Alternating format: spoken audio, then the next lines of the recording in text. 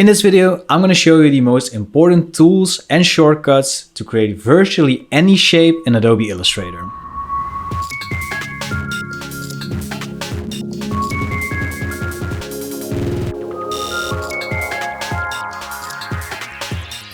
Dreadlabs. What's going on, everyone? My name is Tom from Dreadlabs and I'm a visual artist and graphic designer. And recently I started a video series called Illustrator Basics because I had a lot of comments over the years where people feel like Illustrator is a bit more difficult to learn, and I wanted to break that down in bite-sized videos where I go over a single subject about Illustrator that will help you ultimately master this software. And in today's video, I want to talk about two things that I use to create virtually any shape in Adobe Illustrator, and once you learn these tricks, that actually gives you a lot more freedom when it comes to controlling basically anything in Illustrator, really. But like I said, if you're interested in any of the other Illustrator basic videos, there's a playlist in the description down below. So before we begin, it's important to understand two main things. The first one is how Illustrator shapes are built, and the second one is how these Illustrator shapes can be manipulated. So let's move over to Illustrator. So this is what Illustrator does. Everything in Illustrator is considered a path or a shape or whatever, but these shapes consist of paths. Paths are made by two anchor points that are connected to each other. So for example, if I made a square over here, that basically means you can already kind of see it, that this is four lines connected to four anchor points. These are in the corners. As you can see, they're also marked with these white little squares around them, and the lines are marked with the blue lines connecting them. Perhaps a little bit easier to see if I just grab the pen tool, point out two different lines. And as you can see, if we just select this here, or maybe if we just deselect it and hold our mouse over it, you can see that the blue line is basically the path. And if I hold the direct selection tool, you can see that these consist of these two anchor points. And when we move these anchor points around, we move the path around. We can also move individual anchor points around like this, but that's the basics of it. Anchor points can also be curved with beziers, and these are called handles. If you open the pen tool, and if you, instead of just clicking once, you click and drag, you drag out these handles, as you can see. And if we click and drag multiple times, you can actually create these smooth curves. And as you can see now, this is a path where four anchor points are basically connected between these lines, which are curved by these handles. If you want to see it a little bit more closely, and if you're a little bit distracted by all of the colors here, what you can do is press Ctrl or Command Y on your keyboard, and this will turn this into outline view. And this will just make everything black and white, and it's fairly easier to see without any extra fluff. And if you want to toggle back, simply press Ctrl or Command Y on your keyboard again. The second principle is that all of these anchor points and the collections of anchor points, but also individual anchor points, can be manipulated with transform actions. Transform actions consist of move. As you can see, this is fairly simple. This just moves an anchor point to another position on your canvas. Rotate, which rotates the anchor points. Reflect, which mirrors the anchor points across a certain axis. Scale, which scales the anchor points down relative to a certain anchor point as well. And the shear, which basically grabs a certain shear position and then moves everything in that way. And let me just show you to make it a little bit easier to understand, because this might be a little bit complicated. You can also just do horizontal or vertical shear. So if we set the shear angle to 20 degrees, you can see that it's horizontal or vertical, or you can also just choose a custom shear angle, and this gets some wacky shapes, as you can see, but that's shearing. So you can apply these options in various ways. Let me just go back to the first one. You can use tools for this. For example, the main selection tool lets you move things. There's a scale tool that lets you scale stuff. There's a rotation tool that lets you rotate stuff, and you can access these really quickly with keyboard shortcuts. You can also simply right click, go to transform, and then just select one of these. Or you can go to the top menu, go to Object, Transform, and then do it over here. There's really not a wrong way to do this. I use these interchangeably. Mostly I use the tools, I think, but sometimes it's just easier to just go to the Object menu. All right, so let's go over these functions in a more detailed manner. So we're over here, and the first thing I want to show you is the Move function. So I'm just going to make the stroke a little bit thicker so it's a little bit easier to see. Maybe it's a little bit difficult due to the background color. Let's go to Object, transform, move. Let's just start simple and we'll just push this 100 pixels horizontally and 0 vertically. And this is the preview. As you can see, these are 100 wide, so let's just do 200, and this will just move it 100 pixels to the right. We can also do with these functions, with these menus over here, is create a copy of what we just did. So let's just say we want to move this 200 pixels horizontally and then also 200 pixels vertically, which is basically moves it every one a little bit down. And rather than just clicking OK in this menu, we can also just copy. And as you can see, this creates some fairly interesting pattern. You can also do this with the normal selection tool, of course. What you need to do is hold Alt or Option on your keyboard before clicking and then click and drag, and then you can just simply move this around as well. And there we go. So what we've just performed is basically a transform action. We performed them twice actually. Every single time you move something, that Illustrator remembers that as your last used perform action. And the cool thing about this is where you can create infinitely interesting things, is you can repeat this action over and over and over again by pressing Ctrl or Command D on your keyboard. So let me just do that right now. And as you can see, it just repeats that action really quickly, and this creates for some fairly interesting patterns, as you can see. Once I discovered this, a door opened for me and I just started creating these crazy shapes over the years. So another interesting thing is that we don't necessarily have to use an entire shape to move an object around. So if we select this square, for example, you might think that this consists of just these 4 anchor points in the corners here, but if we click on our direct selection tool, you can see that there's also individual anchor points in between. And what's cool about that is that you can actually click on them and then select and move them individually. And like I said, you can just basically create infinite shapes using this method. And the cool part about it is if I just do this, and I can just repeat that action over and over again as well. And let's say that you want to add a Bezier to this. What you need to do is press Shift C on your keyboard, and this will bring up the anchor point tool over here. And once you've selected an anchor point, let's say this one, what you can do is smoothen this out with curves as well to create less sharp shapes.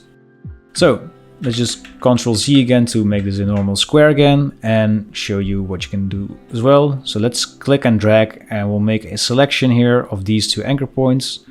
And we'll just do that with the other ones as well. So we're going to hold Shift on our keyboard, and that way if we select more stuff, it will be added to our selection. So these 2 are now added to our selection. These 2 are now as well, and these 2 are now as well. So only the middle ones and the corner ones are still intact. And let's go to Object, Transform, Move. And as you can see, if we just move this 200 pixels to the right and then 200 pixels up, you can get some fairly interesting shapes. And a quick side note, you can also see these little round corners here, and this can just round off different corners of your selection here. So yeah, now the next one is rotate, which is fairly straightforward, I think. So I'll just go over it really quickly. You can go to Object, Transform, and click on Rotate. And you can just select an angle at which you want to rotate stuff. You can also do this with the normal select tool if you hold your mouse over the corner and your cursor changes to these 2 little arrows here. Or you can get really specific and click on the rotate tool on your menu here. It's over here. You can also press the letter R on your keyboard. This will bring up the rotate tool. And this is where it gets even more interesting, because in the very middle, if you look closely, you can see a cyan little crosshairs.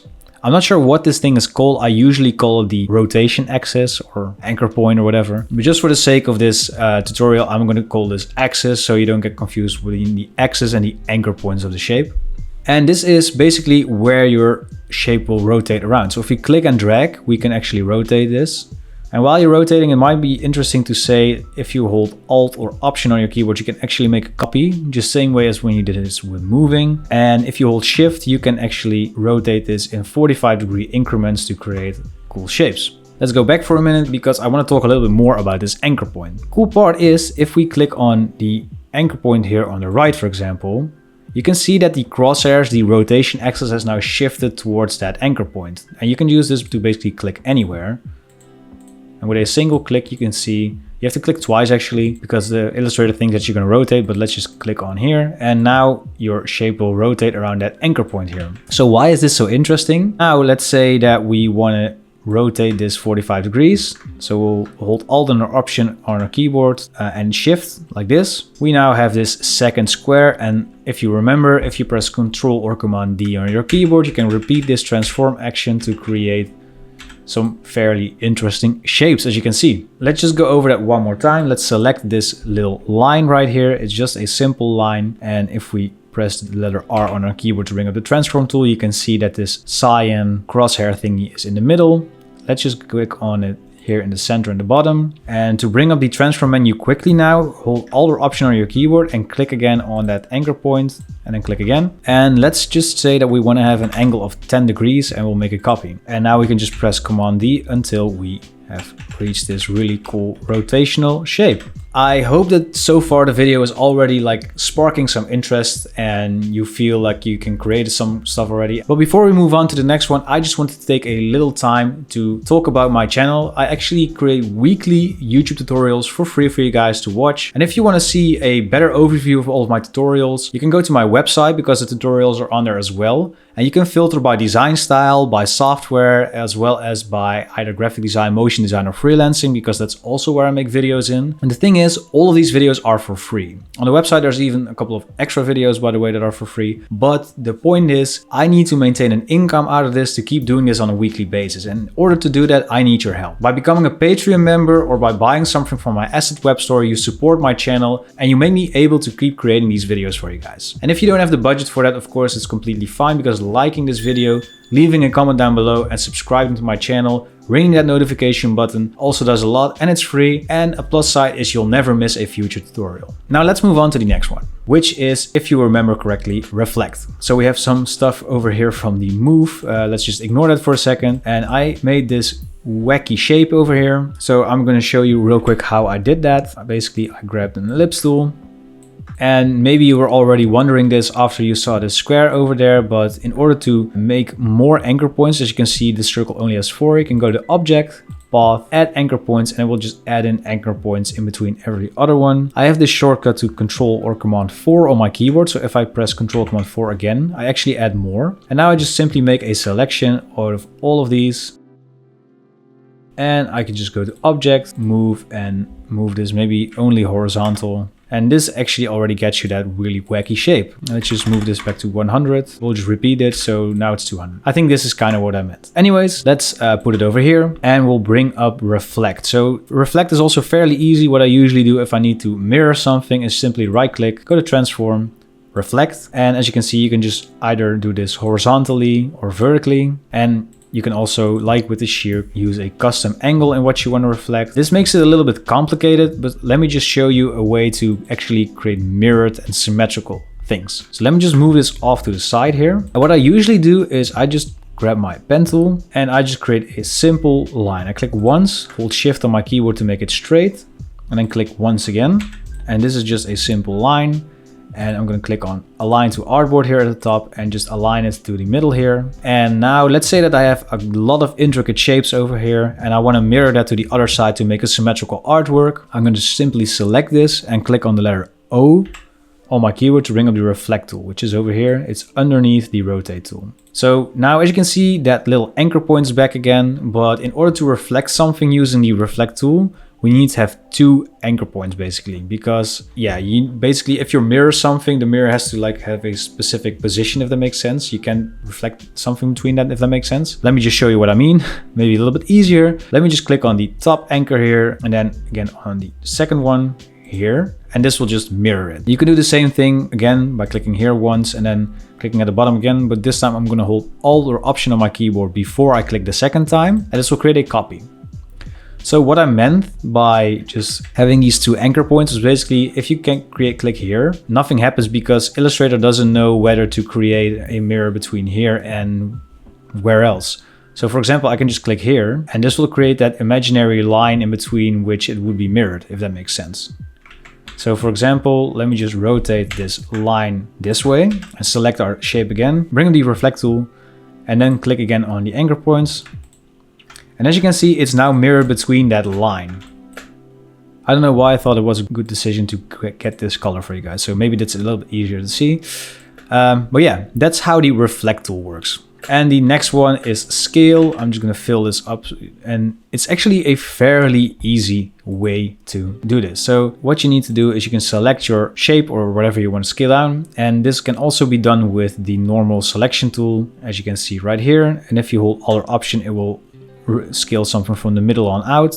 And if you hold Shift, it will be in the same aspect ratio. And again, if you bring up the scale tool by the letter S on your keyboard, you can also find it over here. You can also click on where you want the anchor to be to scale down to. So for example, if we click over here on this anchor point, we can just scale down towards there. It's basically the same as with the rotate and move and reflect and everything that we've covered so far. But the cool thing is, and this is what people usually don't really think about, if we have a single anchor point, just with the pen tool, I'm going to click once. This cannot be scaled up or down, of course, because it's just one point. It doesn't have any lines and there's nothing visible with one anchor point. However, if we select this square, I'm going to bring up the direct selection tool. As you can see, there's a ton of extra anchor points that I've added, again by going to Object, Path, Add Anchor Points. Select these by holding Shift on my keyboard and just selecting every other anchor point. And I'll go back to the Scale tool, and this is where something really cool can happen, because if we just click and drag, we can now make this really cool, like sparky shape, comic book kind of thing. And yeah, this can create some really interesting shapes, as you can see. But yeah, let's hold Shift for now and let's make it like this. And finally, we have our shear. And the shear, like I already demonstrated, is pretty forward. We can just go right click, transform and shear something in whichever way we like. There's nothing really much to this here. There's also a shear tool, which is under here. And this can also be sheared around a certain anchor point, like here. And by holding Shift, you can get some really interesting shapes as well. Yeah, and you can also just directly select two of these points, get back to the shear tool and then shear this specific part, as you can see. And by holding Shift, you can hold on to the aspect ratio, a little bit like moving in a certain axis. But yeah, that's the shear tool. So I hope by now I've inspired you to start creating some really cool stuff in Adobe Illustrator, just for the sake of showcasing whatever is possible in a matter of minutes using this. I'm going to show you how I turned this rectangle into this shape right here, covering everything that we've learned so far, basically. So we have a rectangle here. First thing we want to do is go to Object, Path, Add Anchor Points, and we'll just do that one more time. Object, Path, Add Anchor Points. We're going to select every other anchor point again. We're going to grab the Scale tool and we're going to do a scale to this. And the next thing we want to do is hold Alt Option on my keyboard, click and drag to make a copy and move it down. I'm going to select both of these here, right click, shear, and we'll just go with a vertical shear, not that intense. Something like this is fine, actually. I think what we want to do is maybe add some individual points and we can just move those out here. Maybe what we also can do is rotate these. I'm kind of like improvising here to just showcase some possibilities. So maybe if we rotate these that way, and then we can select individual points to point them outward a little bit more. The only limit is your imagination, really. Of course, you gotta be careful to move only the anchor points that you wanna move. And let's say that we wanna maybe make this symmetrical. And what we can do then is go to the Reflect tool and click on this anchor point and then that anchor point with holding Alt or Option on my keyboard and creating a copy. And as you can see, I actually selected this little point right here, which makes it a little bit weird. So let me just make a full selection with the normal selection tool. Go to the Reflect tool, click, and then hold Alt or Option and click again. And then we have our weird, intricate badge logo thingy. So yeah, guys, I hope you enjoyed this tutorial. I hope you learned something new here, and I hope you learned that by using the basic utilities of Adobe Illustrator, you can create some really interesting things. And this one is probably the most important one, in my opinion. This is kind of like the Pareto principle, the 80-20 rule, if you're familiar with that. This is not even 20% of what you can do in Adobe Illustrator, I think, but this covers so much of the possibilities and so much of the things you can do using this software. So yeah, I hope you enjoyed this tutorial. If you want to check out more Illustrator Basic tutorials, there's a playlist in the description down below. It should also pop up on the screen right here somewhere. I'm not sure if I pointed it the right direction. Yeah, I think so. And like I said, if you want me to keep creating these free tutorials for you guys, consider supporting Dreadlabs in one way or another by either buying some asset packs on my web store, becoming a Patreon member, or simply liking and subscribing to the channel, leaving a comment down below and boosting my videos in the algorithm. I highly recommend you go check out more of my tutorials at least, because I think there's some really interesting stuff down there that you can learn from. And if you want to be really specific, feel free to check out the website where you can actually filter by software, by design style, or even by practice. With all of that being said, this is Tom from Dreadlabs tuning out. Thank you so much for watching, and I'll see you guys in the next video.